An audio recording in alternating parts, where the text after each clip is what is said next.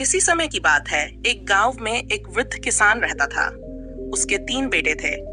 किसान ने पूरी जिंदगी मेहनत करके खेती बाड़ी से अच्छा धन और संपत्ति इकट्ठी की थी।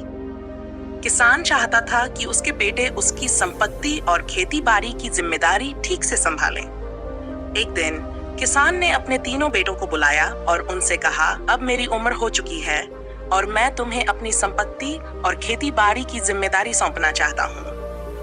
लेकिन मैं देखना चाहता हूँ कि तुम में से सबसे समझदार और जिम्मेदार कौन है। उसने अपने बेटों को एक एक सिक्का दिया और कहा, तुम्हें इस सिक्के से कुछ ऐसा खरीदना है जिससे पूरा घर भर जाए। जो ये कर दिखाएगा वही मेरी संपत्ति का उत्तराधिकारी बनेगा। तीनों बेटे अपने अपने रास्ते चले गए और सोचने लगे कि ऐसा क्या खरीदा जाए जिससे पूरा घर भर जाए।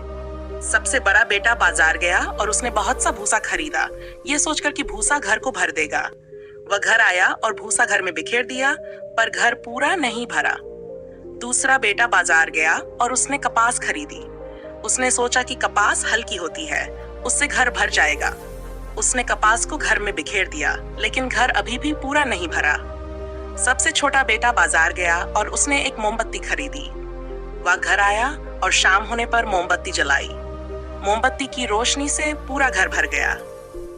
वृद्ध किसान अपने सबसे छोटे बेटे की समझदारी और दूरदर्शिता से बहुत प्रभावित हुआ और उसे अपनी संपत्ति और खेती बाड़ी का उत्तराधिकारी बना दिया।